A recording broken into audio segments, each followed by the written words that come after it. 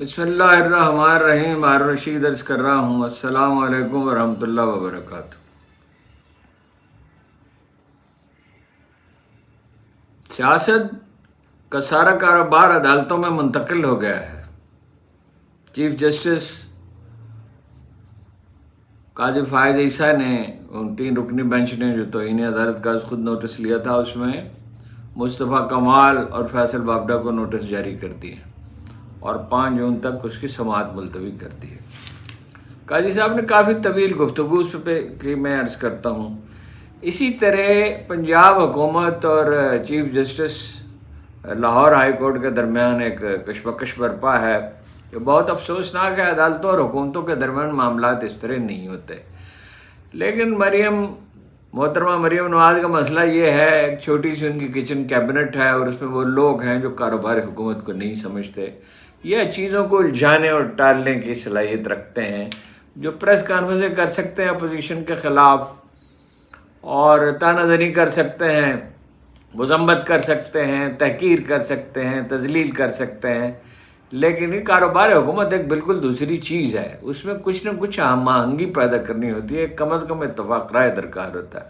خاص طور پہ میڈیا کے اور عدالتوں کے معاملے میں چیزوں کو بہت احتیاط سے دیکھنا پڑتا ہے۔ تو وہ ہیں مریم اورنگزیب ہیں، عظمیٰ بخاری ہیں اور جناب پرویز رشید صاحب ہیں۔ اب یہ لوگ کاروبار حکومت کو کیا سمجھیں گے، کیا چلائیں گے؟ اور ان کی وفاداریاں جو ہیں وہ خاندان کے ساتھ ہیں یا ایک شخصیت کے ساتھ کہہ لیں، اور یہ کوئی ان کا یہ مسئلہ تو نہیں ہے کہ کسان مر رہے ہیں یا مہنگائی بڑھ رہی ہے یا بے روزگاری بڑھ رہی ہے، یا کوئی اور مسئلہ ہے۔ Chief justice Lahore high court نے بھی پیر تک رپورٹ طلب کر لی ہے اور 3 ہفتے کی مہلت دی ہے ججوں کے تقرر کے لیے۔ اس وقت انسداد دہشت گردی عدالت میں صرف 1 جج کام کر رہا ہے، 5 اور ججوں کی ضرورت ہے۔ چیف جسٹس صاحب کہتے ہیں کہ بھائی اس کا نوٹیفیکیشن جاری کریں، پنجاب حکومت کہتی ہے، وزیر قانون نے بھی کہا اور مریم اورنگزیب نے بھی کہا اور دوسرے لوگوں نے بھی کہا کہ جی یہ اپنا وہ پینل بھیج دیں، ہم اس کا فیصلہ کریں گے۔ چیف جسٹس صاحب کہتے ہیں یہ قانون میں کہاں لکھا ہے، یہ عدالت کا استحقاق ہے۔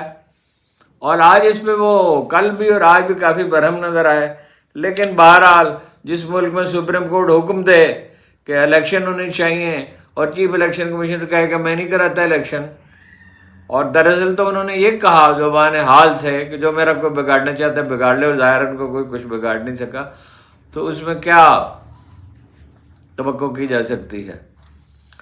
اس کی کیس کی سماعت ہوئی ہے مختصر سی، اس میں بھی ملتوی کر دی گئی سماعت۔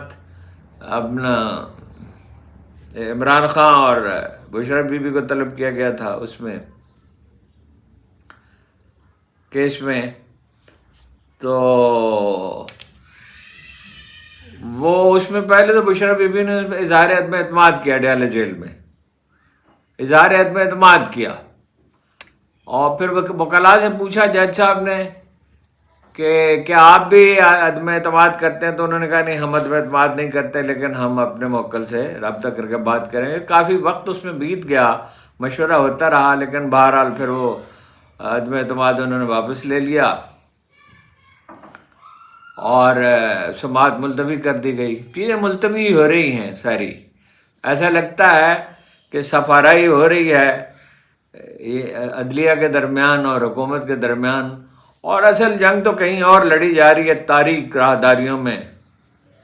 کیا کہا تھا فیض نے، ہم جو تاریک راہوں میں مارے گئے، لیکن اس دفعہ مارے جانے کا امکان کم ہے، زندہ رہنے کا امکان زیادہ ہے۔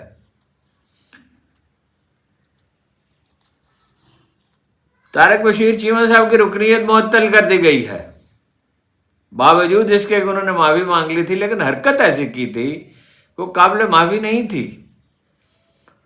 چنانچہ قرارداد پیش کی گئی جو اتفاق رائے سے منظور کر لی گئی، اور ایاز صادق صاحب نے خود اس پہ یہ کہا کہ ممبران کی دل آزاری ہوئی ہے اور انہیں صدمہ پہنچا ہے، وہ مل کر بیٹھے اور انہوں نے یہ فیصلہ کیا۔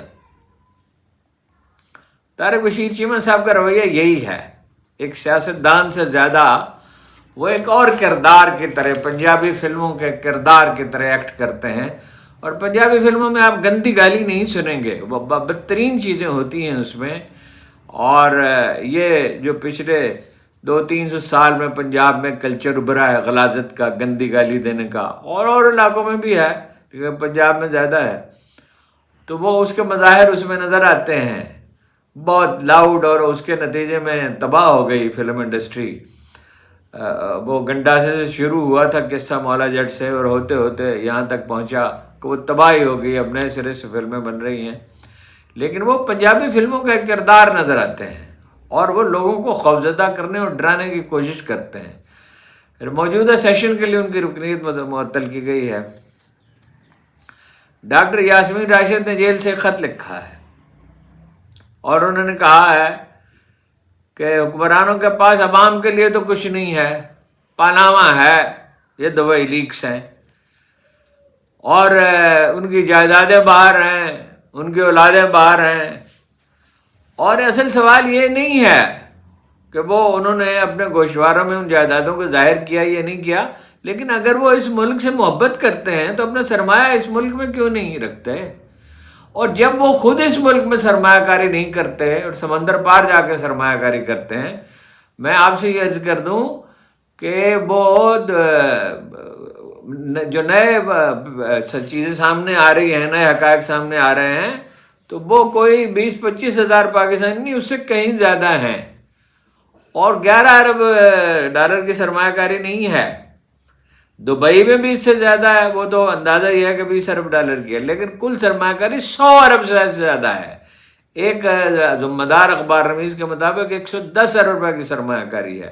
یعنی کچھ جو دبئی میں چھپی ہوئی ہے، اور دبئی کیا یعنی امارات میں، اور برطانیہ میں ہے، اور امریکہ میں ہے، اور ملائیشیا میں ہے، اور بنگلہ دیش میں ہے، اور خدا جانے کہاں کہاں ہے. تو ڈاکٹر یاسمین راشد نے سوال کیا ہے کہ آپ تو خود اس میں سرمایہ کاری کرتے نہیں، اور دنیا سے کہتے ہیں سرمایہ کاری کریں. چنانچہ یہ کوئی اب کوئی چھپی ہوئی بات نہیں ہے کہ صاف صاف انکار کر دیا ہے پرنس محمد بن سلمان نے، ولی عہد نے، جو ولی عہد نہیں ہے دراصل تو وہی کاروبار حکومت چلا رہے ہیں. کہ ظاہر ہے یہ اگر یہ چیزیں پاکستانیوں کے علم میں ہیں اور دنیا بھر کے میڈیا کے علم میں ہیں، تو سعودی حکمرانوں کے بھی علم میں بھی ہیں، اور کوئی امکان اس کا نظر نہیں آتا. برائے نام کوئی سرمایہ کاری کریں نہ کریں، چینی بھی بددل ہے. واقعہ یہ ہے کہ 1992 میں جب یہ قانون منظور کیا گیا کہ پاکستانی اپنا سرمایہ کہیں بھی بھیج سکتے ہیں، یہ نواز شریف صاحب کا انیشیٹو تھا، تو اس نے ایسی تباہی، پہلے بھٹو صاحب نے تباہ کیا اس ملک کی معیشت کو نیشنلائز کر کے، لیکن ان کا کچھ کنٹریبیوشن بھی تھا، کوئی ایٹمی پروگرام تھا، کو سمندر پار پاکستانیوں کو جانے کی آسانی اور آزادی دی گئی، اور کچھ سرگرمی اس میں دکھائی گئی، اور اس کے نتیجے میں کچھ فارن ایکسچینج آتا ہے، اور بھی کچھ کام کیے. نواز شریف نے تو تباہی کے سوا کچھ نہیں کیا. بڑی بڑی سڑکیں بنائیں 2-3 گنا قیمت پہ، اور اوور ہیڈ بنائے، اور انڈر پاس بنائے، اور معیشت کو برباد کر کے رکھ دیا. جب ملک میں سرمایہ ٹکے گا ہی نہیں تو ملازمتیں کہاں سے پیدا ہوں گی؟ اور پروجیکٹ بنیں گے تو 200 ارب کا، 300 ارب کا، 400 ارب کا. یہ موٹر وے جو ہے، بار بار میں عرض کرتا ہوں، یہ کوئی 97 کلومیٹر زیادہ ہے. اب جو نئی موٹر وے بن رہی ہے وہ کچھ 100 کلومیٹر کم ہوگی. یعنی صدیوں پہلے جو سڑک بنی تھی 290 کلومیٹر کی تھی، یہ کوئی 400 کلومیٹر کے لگ بھگ ہے. تو اب جب یہ لوگ خود سرمایہ کا پرسن نواز شریف صاحب کا، شہباز شریف صاحب کہہ رہے تھے کہ حالات بہت سازگار ہیں پاکستان میں سرمایہ کرنے، سازگار ہیں تو آپ نے اپنے کیوں سرمایہ جھونک رکھا ہے لندن میں؟ یہاں کیوں نہیں لاتے؟ عدالت میں جو طوفان ہے اس کے بارے میں کچھ نہیں کہا جا سکتا کہ کہاں تھمے گا وہ. یعنی سیاستدانوں کو تو چھوڑیے، دوبارہ پھر اس پہ عدالت والے مسئلے پہ آتے ہیں. سیاستدانوں کو تو چھوڑیے، راؤ انوار صاحب کی تنخواہ پتہ کیا ہے؟ سوچتے کہ افسر کی تنخواہ کیا ہوتی ہے؟ 95,000 روپے تنخواہ ہے، اور بتایا یہ گیا ہے کہ 6 برس میں 74 بار وہ دبئی گئے ہیں، اور ان کی اہلیہ کی کروڑوں روپے کی جائیداد ہے. ملک قرض پہ چل رہا ہے. کتنا قرض لیا ہے وفاقی حکومت نے گزشتہ ایک سال میں؟ 31 ارب روپے روزانہ، کل 81,000 ارب روپے ہو گیا ہے۔ اس پر شاہ خرچیوں کا سلسلہ کہیں تھمنے میں آ ہی نہیں رہا۔ وزیر اعظم ہاؤس کی تزئین و آرائش ہوگی، فلاں کو بونس دیا جائے گا۔ ایک بونس دے دیا پرائم منسٹر ہاؤس کے ملازمین کو کاکڑ صاحب نے، ہیں جی، اور ایک دے دیا انہوں نے۔ یہ امریکہ میں بھی ایسا نہیں ہوتا، برطانیہ اور فرانس میں بھی ایسا، جاپان میں بھی ایسا نہیں ہوتا، چین میں بھی ایسا نہیں ہوتا۔ اس طرح فراوان ہے، چین میں انسینٹو دیا جاتا ہے لیکن اس طرح این بلاک نہیں دیا جاتا۔ ایک دن نواز شریف شہباز شریف سو کر اٹھے تھے، جو نچلی عدالتوں کے ججوں کی تنخواہیں دوگنا ہو گئی تھی، ایک دن سو کر اٹھے پولیس کی تنخواہیں دوگنا ہو گئی، کیونکہ ان کو سیاسی طور پہ استعمال کرنے کی کوشش کرتے ہیں۔ اور پولیس کا تو خیر اب یہ عالم ہو گیا، ڈاکٹر عثمان انور کے ہوتے ہوئے پولیس تو کبھی اب سنبھل نہیں سکتی، یہ عالم ہو گیا۔ اور پالیسی یہ ہے کہ وہ خود ایک جرائم پیشہ گروہ اس میں پیدا ہو گئے ہیں، اور اگر کوئی نہیں بچا ہوا ہے تو اسے ولی اللہ ہی سمجھنے چاہیے۔ وہ خود ڈکیتیاں کرتے ہیں، وہ خود منشیات بیچتے ہیں، وہ راہ جاتے شہریوں کو پکڑتے ہیں، اور بعض صورتوں میں تھیلے بھر بھر کر روپے انہوں نے وصول کیے ہیں۔ جس طرح جنرل ضیاء الحق کے دور میں یہ تھا، حدود آرڈیننس کا مقدمہ ہو گیا اور لاکھوں روپے رشوت دیں ورنہ یہ ہے کہ کوڑے لگیں گے آپ کو اور پھانسی چڑھا دیے جائیں گے۔ اسی طرح اب، اس وقت تو خیر پھر بھی وہ ایک خاص حد تک تھا، اب تو اس کی کوئی حد ہی نہیں ہے۔ اور حد کیسے، جب حکومت خود اتنی ناانصافی پہ حکمران اتر آئے ہیں، جب باڑھ ایک کھیت کو کھانے لگے تو بچے گا کیا؟ جب ریحانہ ڈار جیسی بزرگ خاتون کا گریبان پہ ہاتھ ڈالا جائے اور اس پہ کوئی شرمندہ نہ ہو اور پھر دھاندلی ہو، جب اون چودھری جیسے لوگ، کچھ 6 7 8 آدمی جو ہیں وہ کل پیش ہوئے ٹیلی ویژن پہ براہ راست، ان کی یعنی انہیں دکھایا گیا، وہ لوگ جو پریس کانفرنس کریں تو اس میں اخبار روی سے نہیں جاتے، اس میں ایک قابل ذکر تعداد ان کی ہے جن کے بلٹن میں کبھی خبر نشر نہیں ہوتی۔ 7 8 آدمیوں کو لائیو دکھایا گیا۔ اب ملک میں کیا کلچر آپ پیدا کرنا چاہتے ہیں؟ چیف جسٹس صاحب نے یہ کہا کہ آپ مجھے برا بھلا کہہ رہے ہیں، مجھ میں کوئی غلطی ہے تو مجھ پر تنقید کر لیں، لیکن عدالت کو برا بھلا نہ کہیں۔ فیصل بابڈا کو اور مصطفیٰ کمال کو جو نوٹس دیا گیا ہے تو انہیں عدالت کا آج خود نوٹس میں، لیکن سوال یہ پیدا ہوتا ہے، جو ایک بات بہت ہی لوگوں نے اس پہ یعنی کوفت کا اظہار کیا ہے کہ انہوں نے پھر جھوٹا کہا راولپنڈی کے کمشنر کو، چیف جسٹس صاحب نے۔ آپ انہیں کیسے جھوٹا کہہ سکتے ہیں؟ کہاں اس کی تحقیقات ہوئی ہے؟ چیف جسٹس صاحب سے کو یہ بتانے کی ضرورت ہے کہ صاحب معاملہ جج نہیں ہوتا۔ 2 آدمیوں کا جھگڑا ہو جائے تو ان میں سے کسی کی رائے کی کوئی حیثیت نہیں ہے، الا یہ کہ اس کی رائے عدالت میں یا ثالث کے سامنے صحیح ثابت ہو جائے یا غلط ثابت ہو جائے۔ وہ پہلے اسے جھوٹا کہہ چکے ہیں، اب پھر جھوٹا کہہ رہے ہیں۔ چیف جسٹس صاحب کو بالکل یہ حق نہیں ہے۔ یا تو ایک آدمی جو ہے، جناب رسول اللہ صلی اللہ علیہ وسلم نے فرمایا، ایک آدمی جھوٹ بولتا رہتا ہے اس کا نام جھوٹوں میں لکھا جاتا ہے، ایک آدمی سچ بولتا رہتا ہے اس کا نام سچوں میں لکھا جاتا ہے۔ کوئی ان کے معاملے میں کوئی سکینڈل تو آپ نکال نہیں سکے، اور یہ تو واقعہ ہے کہ دھاندلی ہوئی ہے، یعنی اس سے بھی کوئی انکار کر سکتا ہے کہ دھاندلی ہوئی ہے؟ یعنی اون چودھری ہرا سکتا ہے راجہ صاحب کو، ہاں جی، اور سارے بڑے لیڈر جو ہیں وہ ہارے ہیں، اور کراچی میں تو حد ہی ہو گئی۔ تو دھاندلی بھی اگر انہوں نے کہا تو انہوں نے ٹھیک کہا، کمشنر صاحب کا موقف درست ہے، اس معاملے میں چیف جسٹس صاحب کا موقف کوئی نہیں مانے گا۔ اب یہ کچھ فلسفیانہ گفتگو وہ کرنے لگتے ہیں کہ عدالت کو برا نہ کہ، یہ ٹھیک کہا انہوں نے، عدالت کو برا نہیں کہنا چاہیے، اور اس طرح چڑھ دوڑنا ظاہر ہے وہ یوں ہی نہیں چڑھ دوڑے ہیں، ان کے پشت پناہی کی جا رہی ہے۔ حالت یہ ہے کہ عمران خان کے وکیل سکندر ذوالقرنین نے کہا کہ اڈیالہ جیل میں جیمرز لگے ہوئے تھے اور کسی کا موبائل کام نہیں کر سکتا تھا، کسی موبائل پہ کچھ سنائی نہیں دیتا، مگر کوئی ایسا بندوبست کیا گیا تھا کہ جسٹس ابو الحسنات جو ہیں وہ یہ انہوں نے الزام لگایا کہ صرف ان کا فون کام کرتا تھا، انہوں نے احکامات دیے جاتے تھے، جو کچھ انہیں کہا جاتا تھا وہی وہ کرتے تھے۔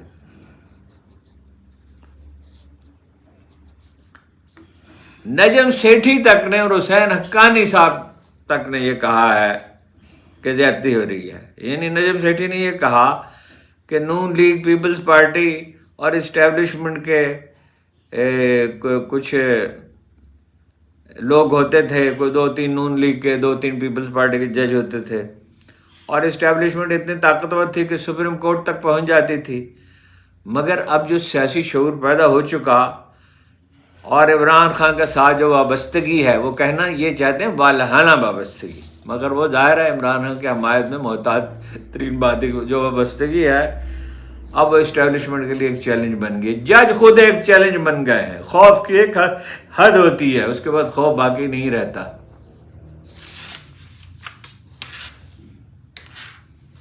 میں نے آپ سے عرض کیا کہ مسلسل ٹال مٹول سے کام لیا جا رہا ہے ججوں کے تقرر کے معاملے میں. 5 ججوں کی فہرست بھیجی ہے انہوں نے. اس میں مریم اورنگزیب نے کہا کہ آپ ججوں کا پینل دے دیں، ہم اس میں سے ان کا تقرر کر دیں گے. چیف جسٹس نے کہا کہ آپ کا مطالبہ غیر قانونی ہے. بالکل. وزیر قانون صاحب پنجاب کے فرماتے ہیں کہ ہم ججوں کا احترام کرتے. کیا احترام کرتے ہیں آپ ججوں کا؟ ایک قانونی حکم کی آپ پابندی نہیں کر رہے، اور آپ کہہ رہے ہیں ہم احترام کرتے ہیں.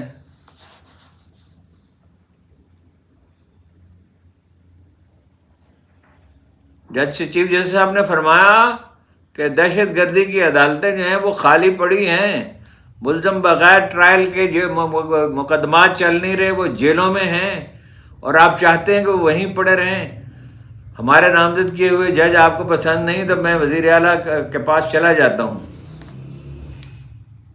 ظاہر ہے ان کے نامزد کردہ جج تو انہیں یہ بھی کہا کہ تھانے دار بھی آپ کا ہو، تفتیشی بھی آپ کا ہو، جج بھی آپ کے ہو.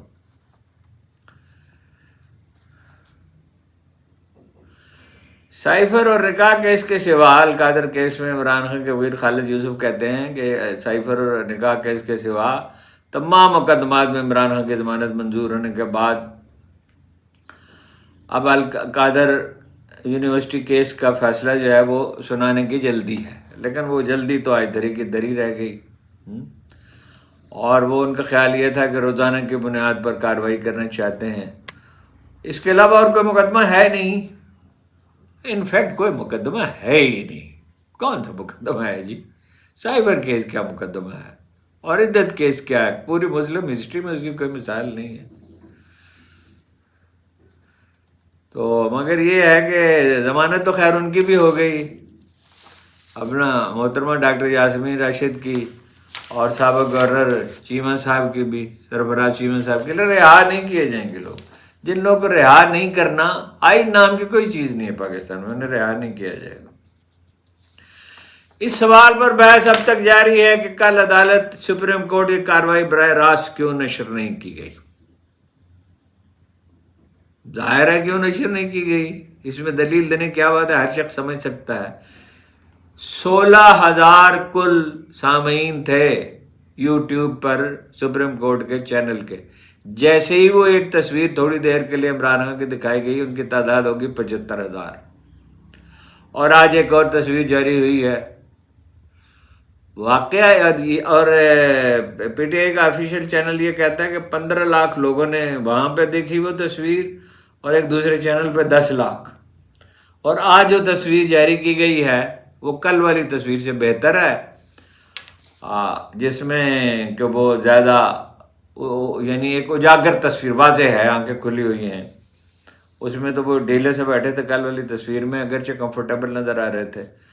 تو ان کا دعویٰ ہے کہ کروڑوں لوگ اس کو دیکھیں گے. میرا اپنا اندازہ یہ ہے کہ اگر یہ کارروائی براہ راست نشر کی جاتی تو 1 کروڑ سے زیادہ لوگ اس کو دیکھتے، اور 1 کروڑ سے زیادہ لوگ اگر اس کو دیکھتے، اور اگر اس میں نہیں، پنجوتا صاحب سے تو خیر میں اتفاق نہیں کرتا کہ سال بھر کے خراجات پورے ہو جاتے، لیکن 2-3 مہینے کے تو ضرور پورے ہو جاتے.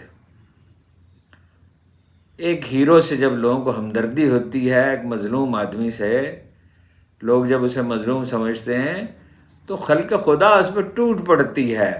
اس کا کوئی علاج نہیں ہوتا. بہت گرجے ورثے ہیں جناب. علی امین گنڈا پور پختونخوا اسمبلی میں ابھی اب وہ جو ان کا لب لہجہ ہے اس کی تائید نہیں کی جا سکتی. वही तारक बशीर चीमा वाला ले जाए। लेकिन बात उनकी सही है, 23 अरब रुपये आपने फौरन दिए जब हंगामे हुए सऊदी अरब में, सऊदी अरब में आज़ाद कश्मीर में हंगामे हुए, आपने दिए फौरन 23 अरब रुपए की मंजूरी दी। 40 अरब रुपए की बलूचिस्तान के लिए मंजूरी दी है, शमसी तवानाई के लिए। बड़ा अच्छा किया, बलूचिस्तान बहुत महरूम है और आज़ाद कश्मीर वाले बिजली पैदा करते थे, उसका बहुत थोड़ा सा हिस्सा इस्तेमाल करते, 5वां 6वां हिस्सा 2-3 रुपए। मगर पख्तूनख्वा में भी तो यही सूरत हाल है, वो आधी से भी कम बिजली इस्तेमाल करते हैं और वो 2-3-4 रुपए यूनिट पड़ती है। तो ये ऑब्वियस है, एक जगह से आप दबाएंगे दूसरी जगह से एहतजाज उभर आएगा। ये बात समझ में नहीं आ रही फैसला साजों के। पीटीआई में सवाल ज़ेर बहस ये है कि कौन वफादार है पार्टी का और कौन नहीं है। अपने वकला से इमरान खान ने कहा, मुझे खूब मालूम है कि कौन किससे मिला हुआ है, जिस पर तशद्दुद हुआ मुझे उसका भी इल्म है। मतलब क्या वो ये रहे हैं कि मैं वक्त आने पे फैसला करूंगा, अभी मैं देख रहा हूँ। इमरान खान को ये मालूमात कहाँ से मिलती हैं? ज़ाहिर है अंदर से मिलती हैं, इसकी ज़्यादा तफसील मैं नहीं अर्ज कर सकता, आप खुद उसका अंदाज़ा कर सकते हैं। एक मकबूल लीडर जब यानी 10 में से 7-8 आदमी जिसके हामी हो, उसके बारे में जहाँ कहीं कोई प्लानिंग होगी, एक तो वैसे भी एक इस कौम में गुजर गुजर की आदत बहुत है, राज नहीं रखा जाता। लेकिन जो इतना पॉपुलर आदमी हो और जिससे इतनी हमदर्दी हो, उसके ज़ाहिर है मालूमात उसे लोग फराहम करेंगे। वकला मिलते रहते हैं। ये शेख मुजीबुर रहमान वाला मामला तो नहीं है कि वो मियाँ वाली जेल में पड़े थे और उन्हें यही मालूम नहीं था कि बांग्लादेश में क्या हुआ। भुट्टो के मामले में भी यानी पाबंदी थी कि सरकारी जो उनके निगरानी पे मामूर लोग हैं उनसे बात न करें, लेकिन उनकी अहलिया उनसे मिलती थी, कम मिलती थी मगर मिलती थी, उनकी साहबजादी उनसे मिलती थी, कुछ न कुछ वो बाखबर रहते थे। आज ये मुमकिन नहीं है। सोशल मीडिया के इस ज़माने में वकला जाते हैं तो वो ज़ाहिर है फर सब कुछ बुनियादी बातें बता देते हैं और कोई बईद नहीं है कि जेल में भी बता देते हो, जितने मर्जी आप निगरानी कर लें।